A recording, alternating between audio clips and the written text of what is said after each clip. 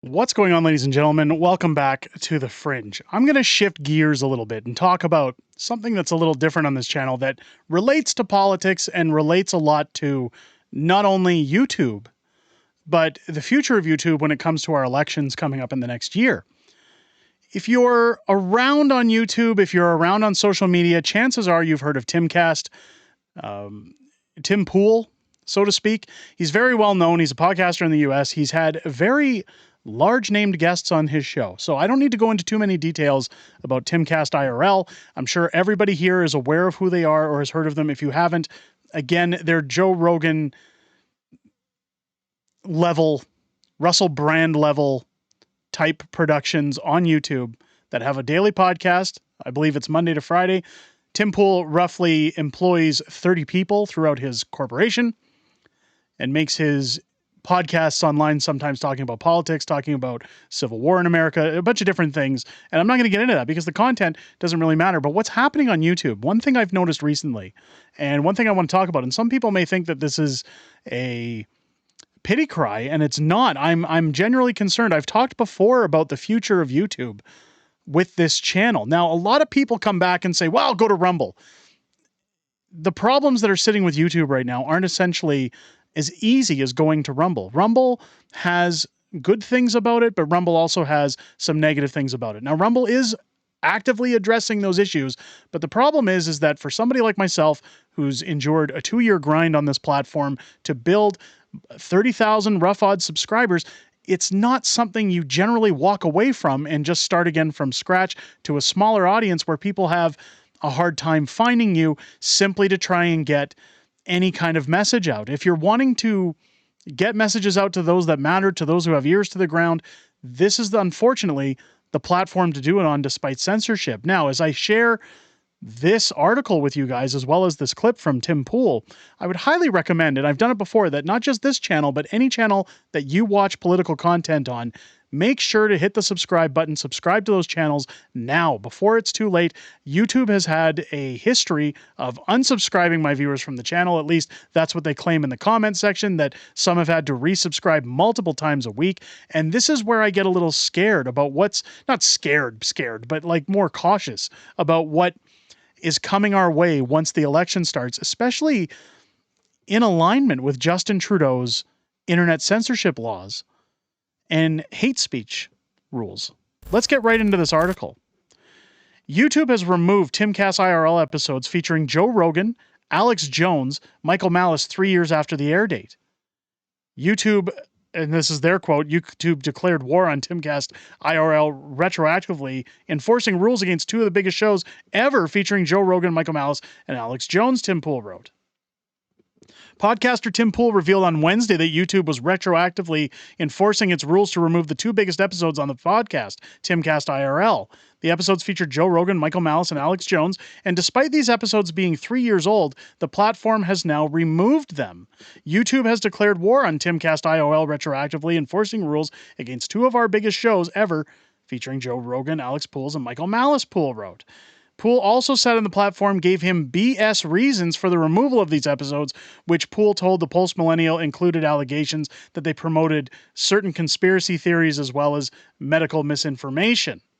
One of the episodes aired in 2021 featured a discussion among Joe Rogan, Alex Jones, Blair White, and Michael Malice, covering various topics including Kyle Rittenhouse trial and a border crisis.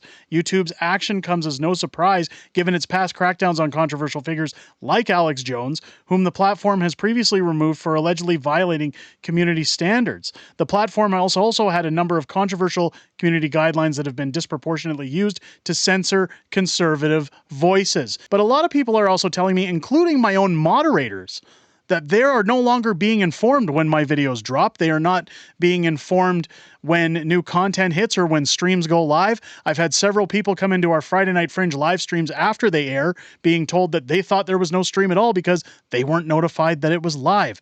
These are huge problems for YouTube. And essentially what Tim Pool says out loud is that he'd purchased ad revenue with Google, which is essentially YouTube. And in return, they gave him hassle saying that it was a political ad. He had to fight for about 3 weeks It was either 3 weeks or 3 days that he had to fight with them and contest. And then they came back and said, oh, no, it doesn't have anything political. We're going to run it. And then they removed his 2 largest videos. So there's a lot of illusionary mumbo jumbo going on in the background when it comes to YouTube. But essentially, Tim Pool's alleged position on this matter is that what he believes is that YouTube keeps people like myself, people like him, the Quartering, people like the Daily Wire, Northern Perspective, Moose on the Loose, in this bubble. The pleb, they keep everybody in this bubble where it's you can only grow to a certain amount, and then we're going to stop promoting you to new viewers because we don't want this bubble growing too big. We don't want too many conservative voices being on the platform, sharing information, sharing things out, things that don't meet the message or the brand. During the pandemic, YouTube also implemented a misinformation policy that removed any content deemed contradictory to the advice of medical professionals. Again, if that was the case, his stuff would have been removed years ago. But it's moved when he takes in his advertising. Let's take a look at what Tim Pool has to say in regards to this situation. But there is a reality. When Rumble launched and we split our clips from YouTube to Rumble, we lost probably 40% of the revenue we got from YouTube. Because as much as Rumble is great and we want Rumble to exist and we want to be on Rumble, we don't make ad revenue off those videos. So when a video normally got 80 to 100,000 on YouTube, we would make a couple $100. Now the video on YouTube gets 50, 60,000 and on Rumble gets 30. That means we lost all of that ad revenue. So we have to maintain memberships. We can't just shut down and switch to Rumble because then we'd have to start laying people off and shrinking the ship. Don't want to do that.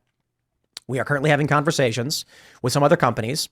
Now that YouTube has made these moves, there is renewed interest in how we can make these changes. I don't want to say too much because business negotiations are ongoing, but there are some potentially big moves that may happen based on this. I think what we're seeing with YouTube is a few things. Just yesterday, many people noticed the view count on the show was going all wild and crazy, but that wasn't unique to us. It affected tons of other YouTubers and channels that were noticing weird issues pertaining to live and view count. And the day before, something similar happened. View counts crashed on a bunch of videos and people were like, whoa, my video didn't get any traffic. It was not unique to any one channel. Something must have happened at YouTube with a policy change. Now there's retroactive enforcement. I don't think it's a coincidence that around the same time, 2 episodes are nuked instantly. Maybe some new guy came in. Maybe they hired a new person. Who knows? Have no idea. I told Google, I cannot run a business if this is how you treat your business partners. This is an FU to me and a threat. They issued a warning on our channel requiring us to take a class to better understand how we broke the rules. But we didn't break any rules. Not a single rule was broken. They lied. They're liars. And so I said, if you email me and say, due to this, that, or otherwise, we're going to remove these videos from your channel, don't worry, no effect to you, I would grumble and complain. But when you issue a warning on my channel, you are saying we are prepared to ban you permanently. We are prepared to take you down for a week the next time this happens. With any one of your videos from the past 4 years, it could happen. We are prepared to permanently ban you if we can find 3 more videos over the past 4 years that we can interpret as breaking the rules. Your show is permanently banned in every respect off of YouTube. So I said, what should I do then? The only thing I can do is delete every single video. And then they were, oh, no, you can't do it. I don't think it's a coincidence that it's 2024. We knew things were going to get crazy this year. And now YouTube has taken such an extreme and drastic action, such as a 3-year retroactive enforcement. So there's a couple things we can do. We'll have more information on Monday. We have big plans. We're moving into our new studio on Saturdays. So Tim essentially gets into how they're going to handle this. And of course, you've seen other big shows on platforms like YouTube, especially guys like Steven Crowder, who did things like the Mug Club in order to make up the lost revenue from YouTube censorship. And again, have moved to other platforms like Rumble because those guys get huge deals to move to Rumble. Whereas the average content creator like yours truly, or a guy like Moose on the Loose or Northern Perspective or the Pleb or any of those folks, if they move their business over to Rumble, would see very little revenue. Now, I'm going to come out right now and say, people are going to say, oh, you're about clicks, you're about views. When you build up an audience to this size, there is nothing wrong with making financial gain on YouTube. It's $1 billion corporation paying the user for taking the time to make content, to bring in views, to view their ad revenue. You're getting a cut. It's not coming out of your pocket. It's coming out of the pockets of a multi-billion-dollar corporation. So much like any startup, much like any homegrown business, I don't see an issue with that.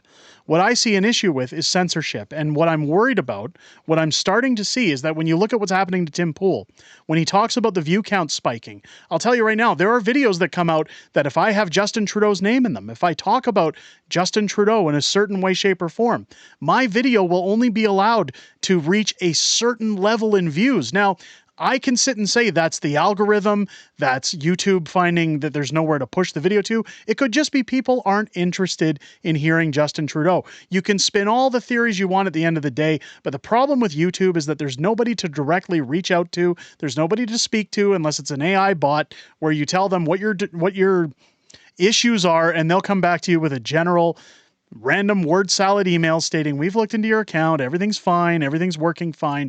But what we're starting to see right now, if again, you go over other people's channels, if the channels that used to get significant political views are being drowned out by YouTube and this policy shift and policy change, of course you see Tim Pool's reaction saying, I'm going to have to start deleting videos. I'm going to have to start removing videos so that we can't have these issues coming to us.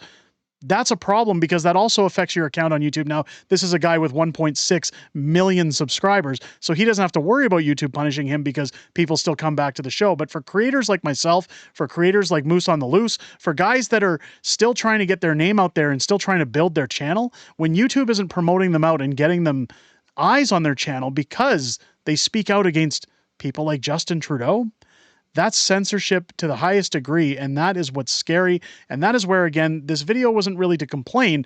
I'm still going to keep making videos whether I'm paid $5 or $5,000. So don't anybody think I'm going anywhere or that I'm complaining about it. This is part of the war that we signed up for when we chose to take this fight to the government, when we took this fight to social media to say people need to get the news, people need to be told how things are going to work or how things are working in the government, because the paid prostitutes of the government shield media don't tell you what's going on. Those are things I accept. And again, the money isn't strictly why I'm here. I'm here to get the message out. Unfortunately, the vast majority of people to get that message out to are on YouTube, and I don't really have a choice about leaving at this moment until something much better than Rumble is offered, or at least Rumble fixes a large portion of their problems when it comes to discoverability.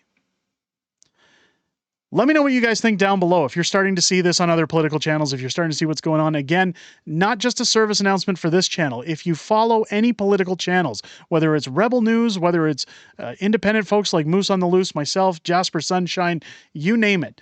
If anybody you follow, the pleb, go and subscribe if you haven't subscribed yet. I see people all the time saying, hey, your videos show up on my feed regardless, so I don't need to subscribe.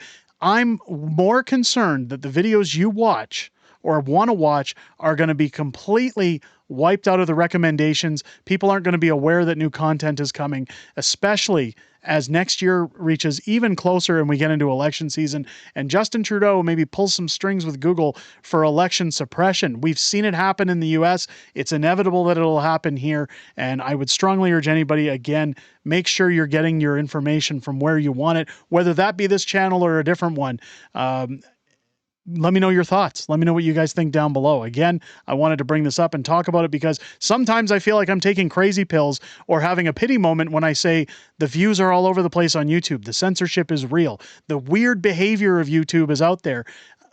There's those that I speak to in the YouTube community that produce videos that make content that say, yeah, everything's fine.